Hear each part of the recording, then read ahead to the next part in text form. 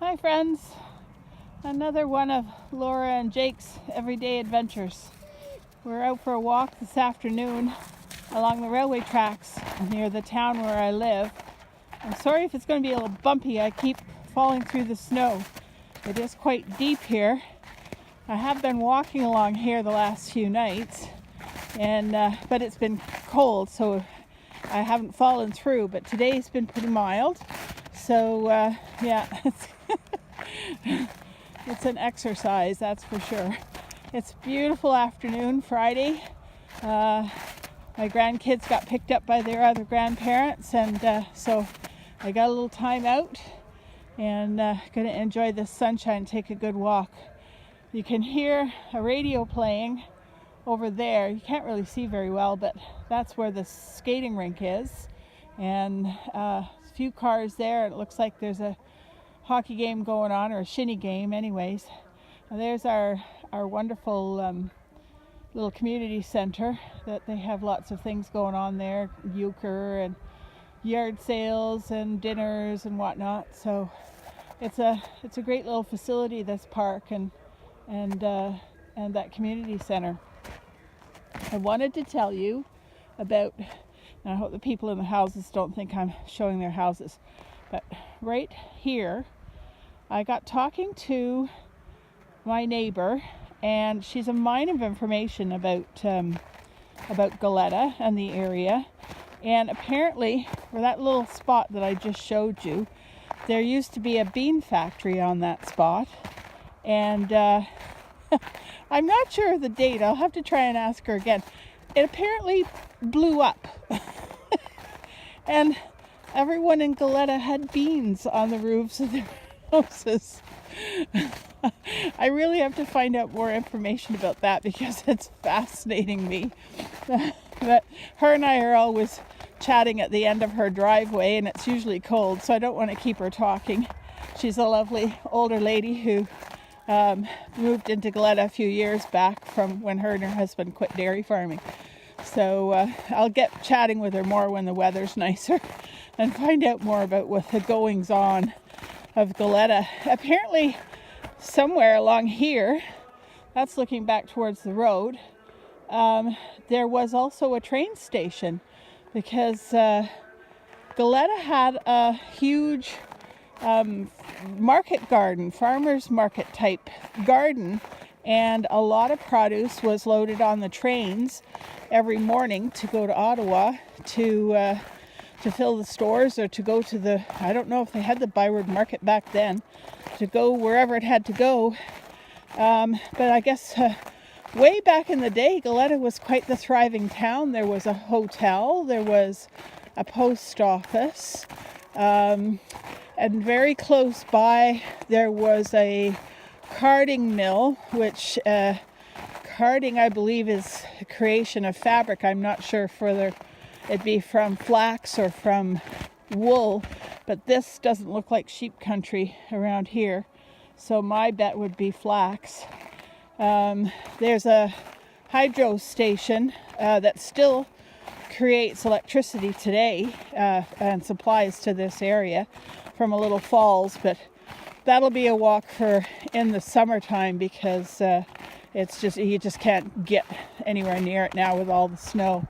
This is kind of, if you're looking through the bush, that's about where I usually go into the woods over there, but just absolutely can't get there now. So this is a nice walk. What else about Goleta? Oh, something I want to find out more about is there was a mine. Oh gosh, now what was it? An iron mine? Yeah, not far from here. That was a huge going concern until after the Second World War, when it just became cheaper to import from other countries than to collect, I guess, whatever they collected, the ore. I don't know if there was a smelter there. I'll have to find that out. But they just found it was easier to get sort of big loads delivered to major centers in Canada rather than collecting a bit here from a small mine, a bit there from a small mine. I don't know how small the mine was. It did go for a long time.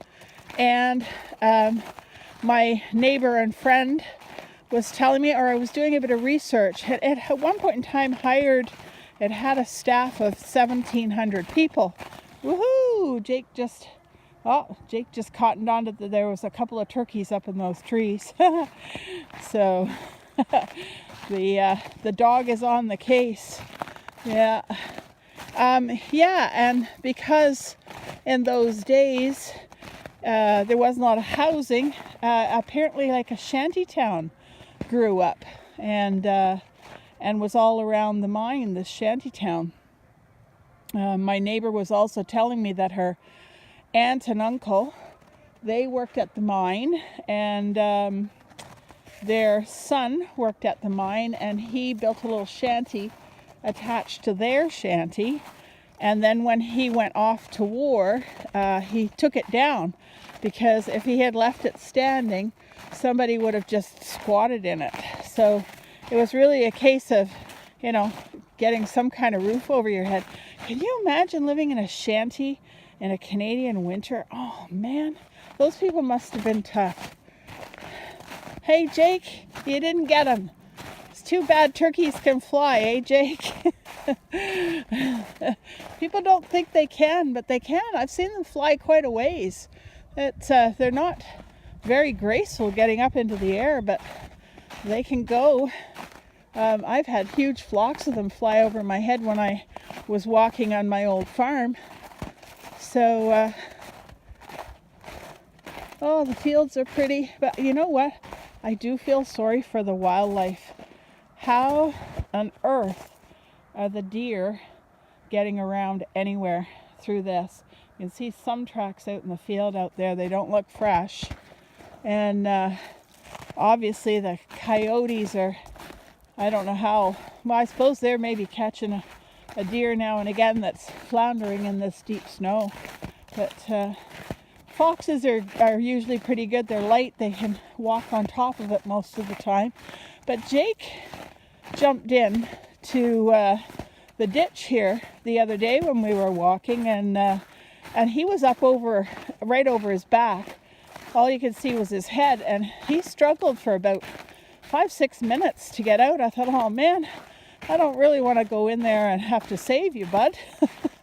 But he got out, so that was good. So, what else is new and exciting? I guess that's about it for today.